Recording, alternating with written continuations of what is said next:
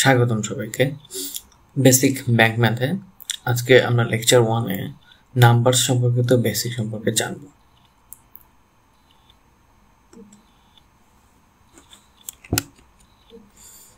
প্রথমে আমরা নাম্বারের ক্লাসিফিকেশন জানি। নাম্বারস প্রথমত আমরা দুই ভাগে ভাগ করতে পারি, একটা হচ্ছে রিয়েল নাম্বার আর একটা হচ্ছে ইমাজিনারি নাম্বার বা হচ্ছে কমপ্লেক্স নাম্বার। তো আমরা মোটামুটি রিয়েল নাম্বার নিয়েই হচ্ছে বেশি কথা বলি, আর কমপ্লেক্স বা ইমাজিনারি নাম্বার এটা নিয়ে ব্যাংক জব বা চাকরির পরীক্ষায় খুবই কম আসে, এটাও আমরা শিখব। কিন্তু আমরা বেশি আজকের যে আলোচনা সেটা মূলত হচ্ছে রিয়েল নাম্বার নিয়ে। রিয়েল নাম্বার আবার দুই ভাগে ভাগ করা যায়, সেটা হলো রেশনাল আর ইরেশনাল। ইরেশনাল কোনগুলো? যেগুলো হচ্ছে দশমিকের পরে, যেমন 1.236 এরকম চলতেই থাকবে, কোনো রিপিটেশন থাকবে না, যেমন 2 বা কোনো একটা প্যাটার্নে থাকবে না, এরকম চলতেই থাকবে, সেটা হচ্ছে ইরেশনাল নাম্বার। মানে দশমিকের পরে যে সংখ্যাগুলো আসবে সেগুলোকে কোনো ফরম্যাটে আনা যাবে না। এরপরে আসি আমরা রেশনাল। তাহলে রেশনাল নাম্বার হচ্ছে যেগুলা আমরা একটা ফরম্যাটে আনতে পারবো, অর্থাৎ যেগুলোকে আমরা রেশনাল নাম্বার যদি কিউ হয় p/q আকারে আমরা প্রকাশ করতে পারবো এই রেশনাল নাম্বারকে। এরপরে আসি আমরা রেশনাল নাম্বারকে দুই ভাগে ভাগ করতে পারবো, সেটা হলো ইন্টিজার এবং ফ্র্যাকশন। ফ্র্যাকশন মানে হচ্ছে ভগ্নাংশ, যেটাকে আমরা হচ্ছে p/q লিখি আর কি, এটা, এবং বা 5/6 এটা একটা হচ্ছে ফ্র্যাকশন বা ভগ্নাংশ। ইন্টিজার হলো এরকম পূর্ণ সংখ্যা, -3, 0, 5 এগুলো হচ্ছে ইন্টিজার। আবার এই ইন্টিজার তিন ভাগে ভাগ করা যায়, একটা হচ্ছে পজিটিভ ইন্টিজার, নেগেটিভ ইন্টিজার আর শূন্য। তো এই পজিটিভ এবং শূন্য সহ এই ভাগটাকে আমরা বলি হচ্ছে হোল নাম্বার। শূন্য সহ পজিটিভ এগুলোকে বলে হোল নাম্বার। আর ন্যাচারাল নাম্বার হচ্ছে 1 থেকে যত পজিটিভ নাম্বার আছে সবগুলো হচ্ছে ন্যাচারাল নাম্বার। তো এই পজিটিভ নাম্বার আবার হচ্ছে তিন ভাগে ভাগ করা যায়, প্রাইম নাম্বার, নন প্রাইম নাম্বার আর 1। আচ্ছা, প্রাইম নন প্রাইম নিয়ে আমরা আলোচনায় যাব। প্রাইম নাম্বারের আলোচনায় আমরা হচ্ছে এটা বুঝতে পারব। এখন এই ফ্র্যাকশন আবার দুই ভাগে ভাগ করা যায়, যেমন সিম্পল যেটা এই যে এই ফ্র্যাকশনটা, এই ফ্র্যাকশনকে আবার আমরা দশমিকেও রূপান্তর করতে পারি, তো সেটাই হচ্ছে ডেসিমাল। তো এগুলোর আবার আরো ভাগ আছে, proper, improper, mixed. Decimal finite, infinite, repeated, এইটা একটা ইম্পর্টেন্ট বিষয় ডেসিমালের ক্ষেত্রে। যেমন এখানে আমরা ইরেশনালে লিখেছিলাম যে অনেক আসতে থাকবে কোনো রিপিটেশন ছাড়া। তো যদি এরকম আসে 1.2222 ইনফিনিট সংখ্যক, তাহলে এটা হচ্ছে ইনফাইনাইট রিপিটেড। তো এটাকে আমরা এভাবে প্রকাশ করি, 1.2 এর উপর একটা হচ্ছে ডট দিই, যেটার নাম হচ্ছে আমরা বাংলায় বলি হচ্ছে পৌনঃপুনিক। এই চিহ্নটার নাম পৌনঃপুনিক চিহ্ন।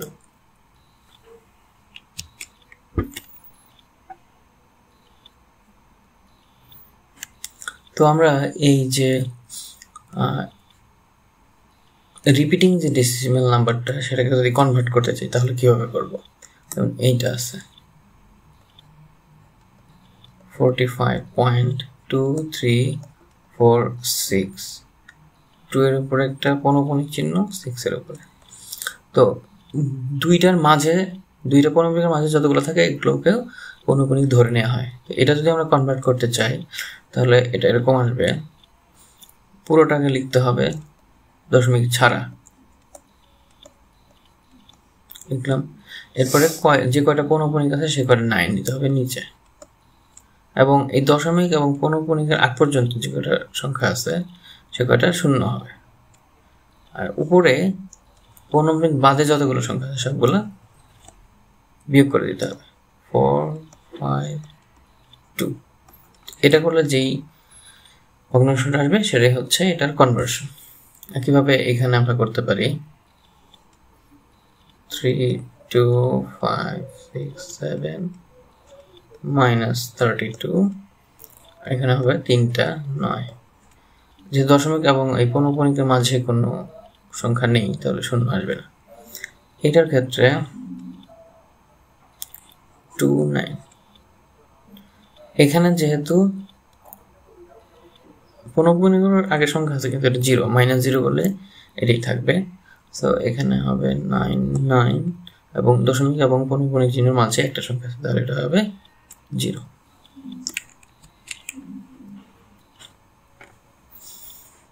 এবার আসি অড আর ইভেন্টস। আমরা তো জানি যে জোড় সংখ্যা আর বিজোড় সংখ্যা 1 3 5 এভাবে যা আছে হচ্ছে বিজোড়, মানে হচ্ছে অডস, আর ইভেনের ক্ষেত্রে হলো 2 4 6 8 এভাবে যা আসে। 0 একটি জোড় সংখ্যা। তো এখানে কোনটার সাথে কোনটা যোগ করলে কি হবে, যেমন ইভেনের সাথে ইভেন যোগ করলে ইভেন হয়, 2 এর সাথে 4 যোগ করলে হয় আমাদের 6 যেটা একটা ইভেন নাম্বার। ইভেনের সাথে অড যোগ করলে হয় অড। 2 এর সাথে যদি আমরা 1 যোগ করি তাহলে এটা হবে 3। এটা অনেক সময় আমরা পরীক্ষার ছোট প্রশ্ন দিয়ে দেয় ঘুরিয়ে পেঁচিয়ে, তখন এই জিনিসগুলো জানা থাকলে সুবিধা হয়।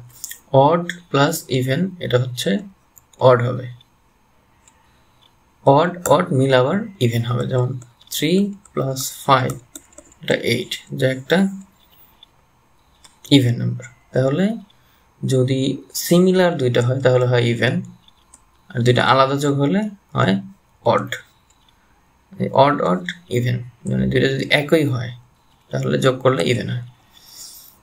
আর গুণনের ক্ষেত্রে ইভেন ইভেন গুণ করলে ইভেন হয়, ইভেন অড গুণ করলে ইভেন হয়, অড ইভেন গুণ করলেও ইভেন হয়, শুধু অড আর অড গুণ করলে অড হয়। যেমন আমরা 2কে যদি 3 দ্বারা গুণ করি তাহলে হয় 6 যেটা একটা ইভেন নাম্বার। 3 × 5 যদি গুণ করি তাহলে হয় হচ্ছে 15 যেটা হচ্ছে একটা অড নাম্বার। এবার আমরা কনসিকিউটিভ নাম্বার। কনসিকিউটিভ হচ্ছে কি বলে, যেটা একটার পর একটা আসতে থাকে আর কি, একটা নির্দিষ্ট ব্যবধানে। এখানে যেমন -4 -3 এটার ব্যবধান হচ্ছে 1, এখানে 1 সবসময় 1 ব্যবধানে থাকবে, এগুলো হচ্ছে কনসিকিউটিভ নাম্বার। তো অড কনসিকিউটিভ হইতে পারে যেমন 1 3 5 7 এভাবে, আবার এটাও হইতে পারে 1 5 9 মানে 4 ডিফারেন্স এভাবে হইতে পারে, এগুলো কনসিকিউটিভ নাম্বার। ইভেন কনসিকিউটিভের ক্ষেত্রে 2 4 6 8 এভাবে, আবার 2 6 10 এভাবেও যেতে পারে, এগুলো কনসিকিউটিভ। এবার আসে ডিজিট। ডিজিট হচ্ছে আমাদের এটাকে বাংলায় অঙ্ক বলে থাকি, যেমন হচ্ছে 0 থেকে 9 পর্যন্ত 10টা আমাদের ডিজিট আছে। এই ডিজিটগুলো দিয়েই সকল সংখ্যা তৈরি হয় বা নাম্বার তৈরি হয়। তো এইটার আবার পজিশনের উপরে বিভিন্ন নাম আছে। এই সংখ্যাটা যদি আমরা দেখি তাহলে হচ্ছে দশমিকের আগে মানে একক যেটা, সেটাকে আমরা বলে থাকি ইংরেজিতে ইউনিটস, তারপরে আসা হচ্ছে টেন্স, এভাবে আসতেই থাকবে হান্ড্রেডস। আবার যদি দশমিকের পরের দিকে যাই তাহলে এটাকে বলা হচ্ছে টেন্থস, কাছাকাছি নাম টেন্থস। আর তারপরটা হলো হান্ড্রেডস, এখানে টিএইচ আসবে, এখানে টিএইচ আসবে।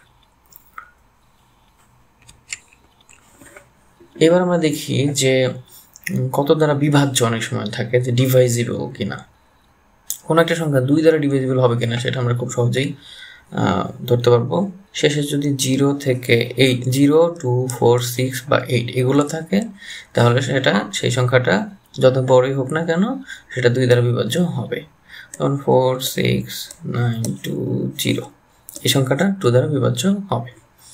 এখন আমরা দেখি 3 দ্বারা কোনো একটা সংখ্যা কীভাবে বিভাজ্য হবে কিনা আমরা কীভাবে বের করব। যদি সংখ্যাটির ডিজিটগুলোর যোগফল সবগুলোর যোগফল যদি 3 দ্বারা ডিভাইজিবল হয় তাহলে হচ্ছে সংখ্যাটা, ওই বড় সংখ্যাটা 3 দ্বারা বিভাজ্য হবে। এটা 3 দ্বারা বিভাজ্য কেন বের করি, তাহলে আমরা সবগুলো ডিজিট যোগ করে দিব। 1 6 3 6 3 8 7 10 16 19 27। তো এই 27 হচ্ছে 3 দিয়ে ভাগ করা যায়, ঠিক আছে। তাহলে এটা 3 দ্বারা ডিভাইজিবল।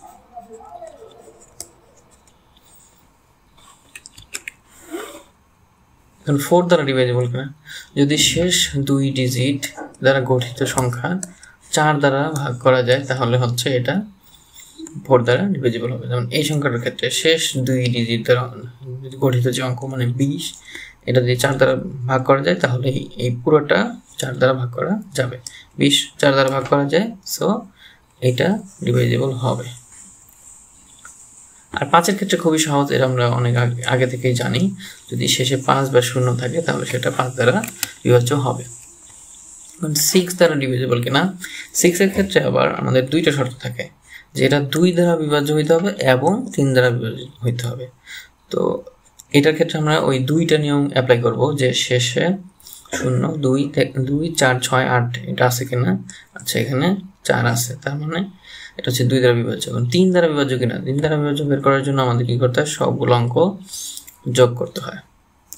2 7 2 7 2 4 9 11 19 21, আচ্ছা 9 11 18 20 24, তাহলে 24 3 দ্বারা বিভাজ্য হবে। সো এটা 2 দ্বারা বিভাজ্য, 3 দ্বারাও বিভাজ্য, তার মানে এটা 6 দ্বারা বিভাজ্য হবে। 7 এটা একটু কঠিন, আমরা পরে আলোচনা করব, এবং এটা আসলে লাভ হয় না, এটা অনেক একটা কমপ্লেক্স মেথড, এত ইজি মেথড নেই। 8 দ্বারা বিভাজ্য কিনা, এটার জন্য আমাদের শেষ 3 ডিজিট 8 দ্বারা বিভাজ্য কিনা এটা দেখতে হবে। যেমন এখানে 552 শেষ 3 ডিজিট, এটা 8 দ্বারা বিভাজ্য কিনা, এটা দেখলেই আমরা বুঝে ফেলবো যে এটা 8 দ্বারা বিভাজ্য হবে কিনা।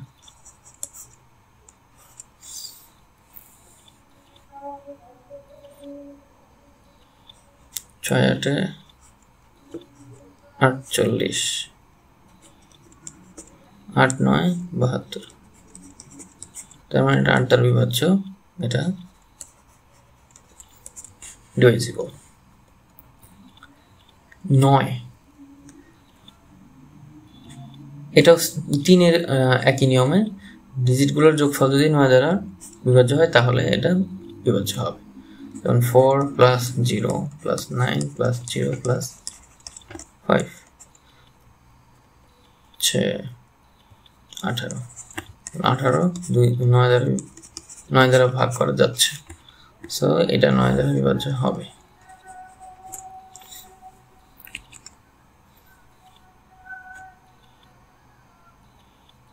আচ্ছা এখানে একটু ভুল লেখা আছে, এটা হবে না, যেটা আমরা দেখি এখন 7 দ্বারা বিভাজ্য বের করার জন্য আমাদের এই শেষ ডিজিটটা আলাদা করে নিতে হবে এবং ডাবল করতে হবে, এবং আগের যে 3 মানে আগের যতগুলো ডিজিট আছে সেখান থেকে এটা বিয়োগ করতে হবে, তাহলে হবে হচ্ছে 371। এটাও হচ্ছে আমরা সহজে বুঝতে পারতেছি কিনা, মানে এই বিয়োগ ফলটা 0 অথবা 7 দ্বারা যদি 7 গুণিতক হয় তাহলে হচ্ছে 7 দ্বারা বিভাজ্য হবে। তো এটা ক্ষেত্রে আবার আমরা সেম রুলটা অ্যাপ্লাই করব, আগের টুকু রেখে দিয়ে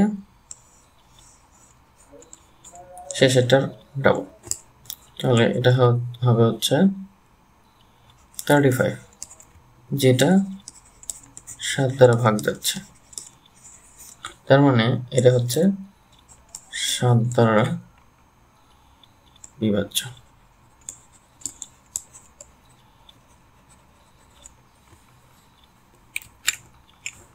এবারে আসি প্রাইম নাম্বারস। প্রাইম নাম্বারস কাকে বলে? প্রাইম নাম্বার হবে শুধু ওই সংখ্যা এবং 1 দ্বারা বিভাজ্য হবে। আচ্ছা 0 1 এর আলোচনা পরে আসতেছি। 2 এর ক্ষেত্রে দেখি, 2 হয় হচ্ছে 2 × 1, মানে 2 এবং 1 শুধু এই দুইটা দ্বারা হচ্ছে ভাগ করা যাবে। 3 এর ক্ষেত্রেও তাই, এছাড়া আর কোনো কিছু দিয়ে ভাগ করা যায় না। 4 কে আবার 2 এবং 1 এই দুইটা দ্বারা ভাগ করা যায়, এবং 4 নিজে মানে এটা আবার এইভাবেও লিখতে পারি আমরা। তো যেহেতু সে 2 দ্বারা বিভাজ্য হচ্ছে তাহলে এই হচ্ছে প্রাইম নাম্বার হবে না। 5 এর ক্ষেত্রে 5 1 আর 5 এছাড়া আর কিছু নাই। 6 এর ক্ষেত্রে 2 এবং 3 সো এটা যেহেতু আরও ভাগ করা যাচ্ছে 2 দ্বারা 3 দ্বারা, তাহলে এটা হচ্ছে প্রাইম নাম্বার হবে না। 7 ক্ষেত্রে আর কেউ নেই। এখন 1 ক্ষেত্রে দেখি আমরা, 1 ক্ষেত্রে আসতেছে 1 × 1, কিন্তু আমরা বলেছিলাম যে ওই সংখ্যা এবং 1, হ্যাঁ এখানে সিমিলার হয়ে যাচ্ছে 1 এবং 1, 1 এবং 1 হওয়া যাবে না, দুইটা রিপিটেটিভ হওয়া যাবে না। সো 1 ও 1 হচ্ছে প্রাইম নাম্বার হবে না, যেহেতু দুইটাই একই রকম। আর 0 এর ক্ষেত্রে কি হয়, 0 কে বলা যায় 0 × 0 বা 1ও দেওয়া যেতে পারে, হ্যাঁ যদি বাদ দিই 1 × 0 রাখার ক্ষেত্রে, কিন্তু এই ক্ষেত্রে আমার 1 আছে এবং 0 আছে সে নিজের দ্বারা।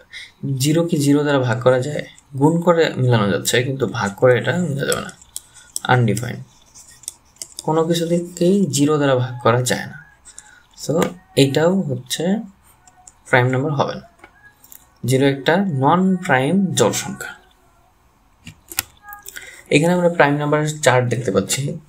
যেমন এখানে এইভাবে যদি আমরা একটা চার্ট তৈরি করি, তাহলে এই 2 এর পরে যেগুলো আছে, 2 এর নিচে সবগুলো শেষে 2 আছে, তার মানে এগুলো হচ্ছে জোড় সংখ্যা, 2 দিয়ে ভাগ যায়, তাহলে এগুলো বাদ যাবে, এগুলো প্রাইম নাম্বার হবে না। 4 এর ক্ষেত্রে সেম, এই পুরো লাইনটাই বাদ যাবে। 5 বাদে বাকিগুলো তো 5 দ্বারা বিভাজ্য, তাহলে এগুলো হবে না। 6 এর গুলো হবে না, কারণ সবগুলোই 2 দ্বারা ভাগ করা যাবে। 8 এর গুলো 2 দ্বারা ভাগ করা যাবে, হবে না।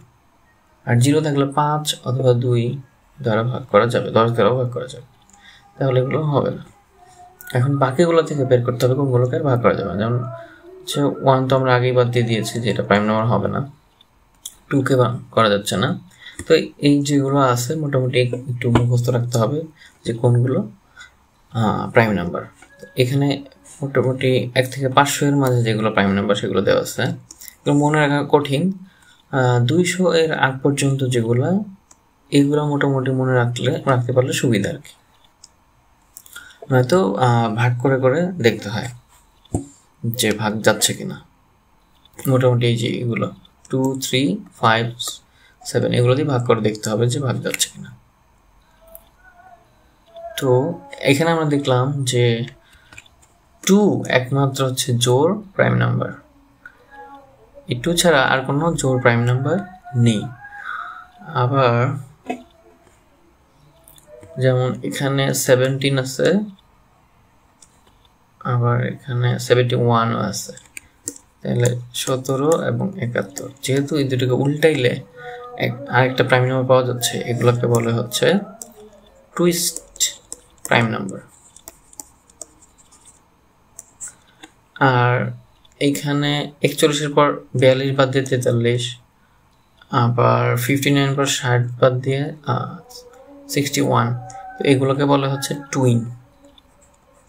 41, 43, 59, 61 এগুলোকে বলা হচ্ছে টুইন প্রাইম নাম্বার। এবারে আসি রেসিপ্রোকাল। রেসিপ্রোকাল হলো এমন দুইটা সংখ্যা যাদের গুণ করলে গুণফল হবে 1। তাহলে এটা খুবই সহজ, 5 এবং 1/5 কে গুণ করলে হবে হচ্ছে 1, তাহলে 5 এর রেসিপ্রোকাল হচ্ছে 1/5। তাহলে আমাদের 17 এর রেসিপ্রোকাল কি হবে 1/17। আবার 5/9 এটার রেসিপ্রোকাল কি হবে, এটার রেসিপ্রোকাল হবে 9/5, কারণ এই দুটো গুণ করলে 1 হবে, তাহলে এটার রেসিপ্রোকাল হবে এটা। এবার আমরা দেখি নাম্বার লাইন বা সংখ্যা রেখা। সংখ্যা রেখা এমন একটা রেখা যেটা হচ্ছে দুই দিকে তীর চিহ্ন দেওয়া থাকে, যেতে বোঝায় যে এইদিকে সংখ্যা বাড়তেছে এবং সমান সমান ভাগ করা থাকে। হ্যাঁ, তো এই মাঝখানে যদি আমরা যে শূন্য ধরি, তাহলে প্রত্যেকটা ইকুয়াল ডিস্টেন্সে আমরা 1 সংখ্যক করে নিতে পারবো 1। তো এই সংখ্যায় সবগুলো সংখ্যা আছে বলে ধরে নেওয়া হয়। তাহলে এটা 1, এটা 2 হলে এর অর্ধেক সমান দূরত্ব হবে হচ্ছে হাফ করে, তাহলে হাফ করে, এখানে হাফ দেওয়া আছে, এটা হাফ, তাহলে এটা হলো হাফ, এখানে তাহলে হবে 1.5।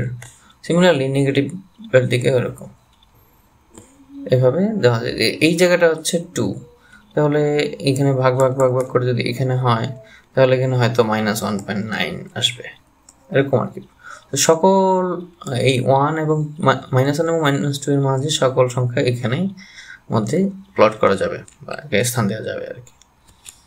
আচ্ছা, থ্যাংক ইউ। আজকের বেসিক এ পর্যন্তই।